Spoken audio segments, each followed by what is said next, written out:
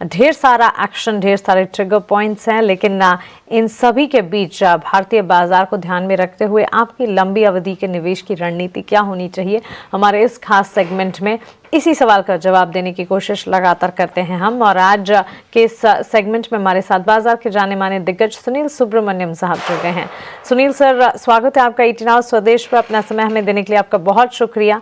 आपके takes, fundamentals और analysis जो हैं वो हमारे मार्केट पार्टिसिपेंट्स और व्यूअर्स के लिए काफ़ी हेल्पफुल साबित होते हैं। इस वक्त मार्केट का टेक्सचर आप कैसा देख रहे हैं? एफआईएस डीआईएस की पोजीशनिंग में डीआईएस लगातार भारतीय बाजार को सपोर्ट करते हुए एफआईएस के एक हाथ दो बाइंग डेटा के बीच वापस सेलिंग डेटा भी आ जाते हैं, लेकिन ये तो एक पैरामीटर ट्रिगर है। Earning season is another, global setup है और भारतीय बाजार में इन दिनों खबरें ढेर सारी आ रही है, इकोनॉमिक इंडिकेटिव एक्शन काफ़ी है।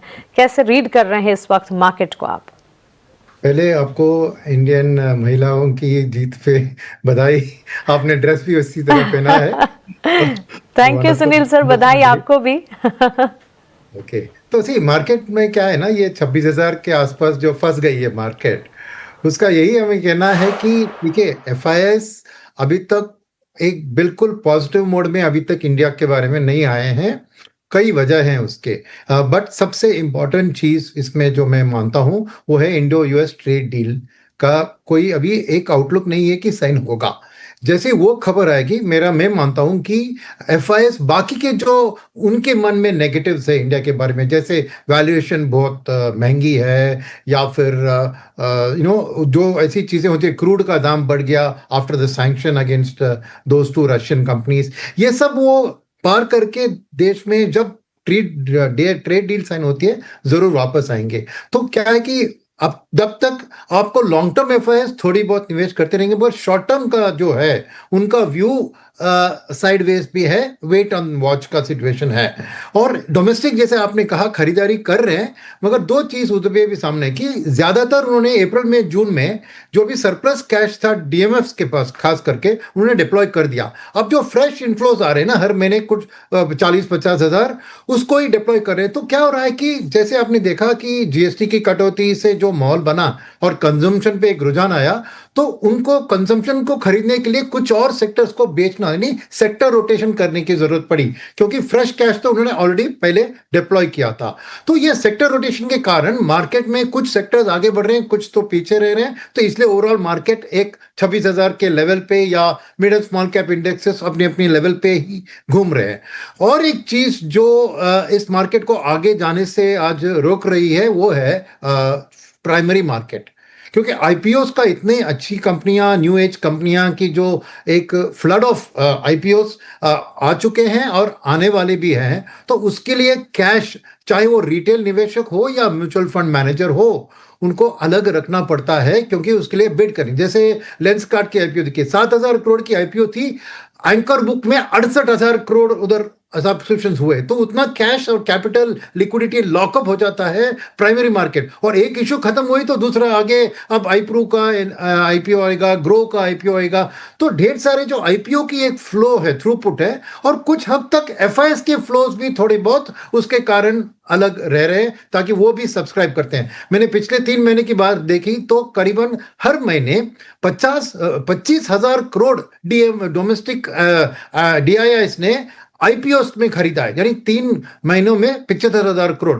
और एफआईएस का कम था, करीबन 20,000 करोड़ या 25,000 करोड़ की बात थी 3 महीने में, मगर एक वो अलोकेशन ऑफ कैपिटल उधर भी जा रहा है ना। तो ये दोनों चीज ही मार्केट को इस एक कंसोलिडेशन जोन में रख रही है। अब आगे की देखें तो जैसे ट्रेड डील साइन होती है तो मार्केट नई ऊंचाई छूने के लिए तैयार है। तो आज अगर आप पोर्टफोलियो बना रहे हैं तो आपको ये उम्मीद मन में रखने की जरूरत है कि एक ना एक दिन ट्रेड डील साइन होगी, चाहे वो 1 महीने में होगी, नवंबर एंड तक या दिसंबर एंड तक या मार्च तक, कहीं पे भी होगा ना। तो एक लंबी अवधि की निवेशक, मैं रिटेल ट्रेडर्स की बात नहीं कर रहा हूं, जैसे आपने कहा medium term fundamental outlook, Indian economy की सभी इकोनॉमिक इंडिकेटर्स मजबूत स्थिति में है। अब इंडस्ट्रियल प्रोडक्शन का भी 4%, जीएसटी का भी अच्छा बढ़अप, और कंजम्पशन की ग्रोथ तो पता ही है, फेस्टिवल सीजन का पिकअप, और मॉनसून भी रिलेटिवली अच्छी थी, राइट। तो इसमें डोमेस्टिक इकोनॉमी के बारे में कोई डाउट किसी को नहीं होना चाहिए। पेशेंस की जरूरत है, और आपको मैं कहूंगा कि बहुत रिस्क टेकर्स है जो मीडियम टर्म में पैसा बनाना चाहते हैं मगर उनकी रिस्क की क्षमता ज्यादा है, वो एक्चुअली एक्सपोर्ट ओरिएंटेड सेक्टर्स में निवेश कर सकते हैं। उतार चढ़ाव और भी चलेगा कुछ दिन के लिए, मगर उसके बाद जो जैसे कहते हैं ना, डर के बाद जीत है, जैसे ये वॉल्टिलिटी के बाद आपको वेल्थ क्रिएशन वहीं से ज्यादा बनेगी, क्योंकि आज माहौल अनसर्टन है।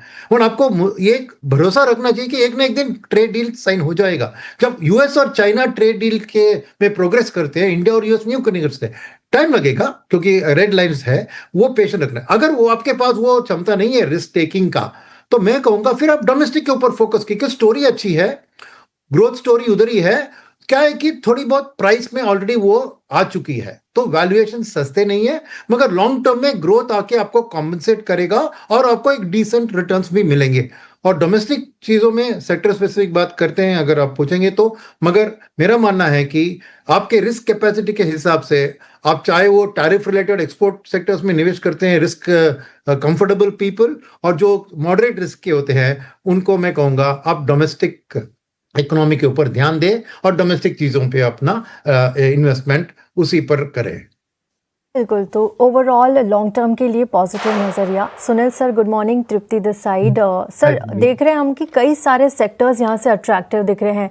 पीएसयू बैंक इंडेक्स देखे तो रिकॉर्ड हाई पर है। ऑयल एंड गैस भी अपना एक लॉन्ग टर्म डाउन ट्रेंड तोड़कर अब बाहर निकला है। वहीं मेटल्स में अगर देखें तो थोड़ी सी मुनाफा प्रॉफिट बुकिंग के बाद देख रहे हैं कि अभी भी एक सॉलिड बुलिश जोन में यहाँ पर बना हुआ है।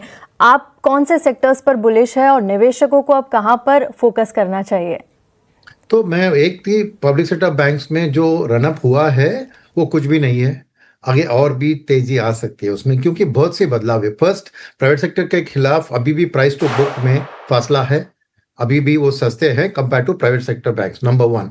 नंबर टू बात है कि गवर्नमेंट बहुत फोकस कर रही है कि बैंकिंग सिस्टम को मजबूत किया जाए, और उसके लिए ऑलरेडी आरबीआई ने देखे अपने लेंडिंग अगेंस्ट शेयर परमिट किया, फिर टेक ओवर एक्विजिशन के लिए फाइनेंसिंग परमिट किया, फिर आईपीओ फाइनेंसिंग में भी लिमिट बढ़ाया, प्रोजेक्ट फाइनेंसिंग के लिए बहुत सपोर्ट दिया है। और उसके अलावा पब्लिक सेक्टर बैंक्स में एक खबर आई है कि 49% तक फॉरेन निवेशक उसमें शामिल हो सकते हैं। और फाइनली इस बजट में एक उम्मीद है कि और भी मर्जर्स करेंगे। सी नॉर्मली पीएसयू बैंक में मर्जर होता है एक वीक बैंक को एक स्ट्रांग बैंक के साथ मर्ज करके उस वीक बैंक को ऊपर उठाने की कोशिश, बट इस बार ऐसा नहीं है, क्योंकि इतने रिफॉर्म्स और इतने जो एक एनपीए कंट्रोल करने के बाद आज एक बहुत सारी वीक पब्लिक सेक्टर बैंक्स नहीं है। तो अब कारण मर्जर का होगा कि सबको इंटरनेशनल स्केल साइज बना दे, ताकि एक उनको भी इंटरनेशनल मार्केट में जाके कैपिटल एक्सेस कर सके और कैपिटल एडिक्वेसी भी अच्छी हो जाए। तो अब दो तीन अच्छे बैंक को साथ मिलाकर एक बहुत बड़ी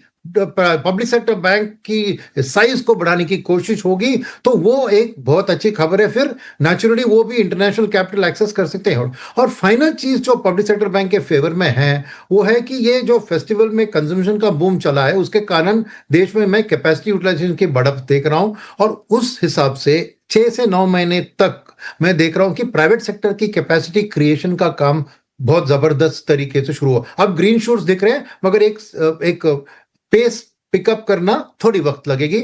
और वहीं पे अगर देखें सिचुएशन, तो most of the execution of private capex करते हैं एमएसएमई और एसएमई इंडस्ट्री, जो स्टॉक मार्केट में लिस्टेड नहीं है, उनको कैपिटल के सोर्सेस नहीं है, तो वो पब्लिक सेक्टर बैंक के ऊपर डिपेंड करते हैं financing to complete the order. और पब्लिक सेक्टर बैंक की ना ही लोन बुक बढ़ेगी, but at the same time margin भी अच्छी रहेंगी, क्योंकि ये इस सेक्टर में वो 13 से 14% इंटरेस्ट रेट में लेंड करते हैं। तो मेरे लिए पब्लिक सेक्टर बैंक का एक medium term outlook both growth, margin और एनपीए के लेवल, ये तीनों में, और एक इंटरनेशनल स्केल बनना, तो डेफिनेटली एक मीडियम टर्म तौर पर पब्लिक सेक्टर बैंक्स आपके पोर्टफोलियो में होनी चाहिए। सेकंड कॉल तो मैं देख रहा हूं जीएसटी कट का फुल इंपैक्ट कंजम्पशन में अभी बाकी है, कूलिंग रिलेटेड कंज्यूमर ड्यूरेबल्स में, जिसमें समर में ही आपको एक पिकअप आएगी, रेफ्रिजरेटर्स, एयर कंडीशनर्स, कूलर्स, इस तरफ की। और तीसरी जो कंजम्पशन रिलेटेड स्टोरी जो शायद 6-9 महीने के बाद डेवलप होगी, वो होगी रियल एस्टेट,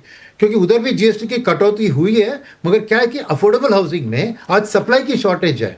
कोई भी बड़े डेवलपर्स ने अफोर्डेबल हाउसिंग का प्रोजेक्ट नहीं लॉन्च किया क्योंकि डिमांड नहीं था। अब डिमांड को आते हुए ही मैं देख रहा हूं कि रियल एस्टेट सेक्टर जो एक साल में देखे थोड़ी अंडर परफॉर्म रही है, अगले 1 साल, 1.5 साल, 2 साल के लिए अच्छी आउटलुक रहेगी रियल एस्टेट। अभी तो मेरे लिए पीएसयू बैंक्स और रियल एस्टेट सेक्टर दो टॉप पिक्स होंगे, और उसके पीछे infra related engineering capital goods, क्योंकि प्राइवेट सेक्टर कैपेक्स में वही सपोर्ट जी करेंगे। जी सुनील सर, सर एक क्विक टेक आपसे ऑटो क्षेत्र पर भी जानना चाहेंगे। समय की थोड़ी पाबंदी है, लेकिन ऑटो बिक्री के डेटा पॉइंट्स आते हुए दिखे, absolutely good set of sales figures, कैसे देख रहे हैं इसे आप? नहीं, उसका एक सेकंड लेग होगा अभी जनवरी फरवरी मार्च क्वार्टर में भी, बिकॉज इन डिप्रिसिएशन के कारण मार्च एंड के सेल्स हर साल तो ऑटो के अच्छे होते हैं, तो एक रैली होगी। मगर उसके पहले अर्निंग सीजन जो जनवरी फरवरी मार्च में होगी, उसमें आपको क्लियर कट दिखेगा कि ऑटो के नंबर्स जो बड़े हैं वो क्या उन्होंने मार्जिन सैक्रिफाइस करके सेल्स अचीव किया है या उनका मार्जिन प्रोटेक्ट हुआ है। तो अगर प्रोटेक्ट होके हुआ है तो समझिए कि ये न्यू हाई और एक लेवल पहुंच सकती है। अगर मार्जिन में थोड़ी कंप्रेशन आ गई तो मैं थोड़ा कंसल्टेशन देख रहा हूं, फिर मार्च में एक वापसी देख रहा हूं उसमें। तो मैं स्टे इन्वेस्टर की सलाह दूंगा, फ्रेश एक्सपोजर अभी वेट कीजिए, जनवरी अर्निंग सीजन के रिजल्ट्स के लिए वेट कीजिए, क्योंकि ऑलरेडी इन्वेस्टेड है तो आप जारी रहिए, क्योंकि अभी वो लेग बाकी है खत्म होना। बिल्कुल सर, आपसे एक सवाल है कि जिस तरह से हम देख रहे हैं कि इंटरनेशनल मार्केट में वॉलेटिलिटी बढ़ी है, अब क्या मल्टी एसेट फंड में निवेश करने का सही समय है? जिस तरह से गोल्ड में भी हम देख रहे हैं कि इंटरनेशनल मार्केट और जो ग्लोबल अनसर्टेनिटीज जारी है उसकी वजह से इतनी सारी चिंताएं बनी हुई है, तो मल्टी एसेट फंड में निवेश करें? बिल्कुल, आपने वो शब्द मेरे मुंह से उठा लिया। बिल्कुल, क्योंकि उनका होता है कि मिनिमम 10% से लेकर 20% तक गोल्ड, और आजकल मल्टी एसेट एलोकेशन फंड में सिल्वर को भी जोड़ रहे हैं। तो गोल्ड और सिल्वर दोनों में पिछले साल तो भयंकर छप्पड़फाड़ रिटर्न मिला था, 50% से ज्यादा। वो उम्मीद ना रखें, अगर 10, 15, 20% भी रिटर्न मिलता है तो उसको खेलने के लिए, प्ले करने के लिए मल्टी एसेट एलोकेशन फंड बहुत एक अच्छी तरीका है, क्योंकि उसमें इक्विटी टैक्सेशन का बेनिफिट आपको मिल रहा है। यानी आप गोल्ड एंड सिल्वर को इक्विटी टैक्सेशन के बेनिफिट से ले रहे हैं, एट द सेम टाइम आपको इक्विटी एक्सपोजर और थोड़ा डेट एक्सपोजर भी मिल जाता है। तो best way to play the commodity cycle in gold and silver precious metals का इस multi asset allocation funds, definitely. Absolutely. Sunil sir, बहुत शुक्रिया आपका हमारे साथ जुड़ने के लिए, सवालों के जवाब देने के लिए और बाजार पर अपना नजरिया हमारे बीच रखने के लिए। Thank you so much and have a nice day to you. और चलिए इसी के साथ मार्केट की महारथी को हम यही समेटने जा रहे हैं।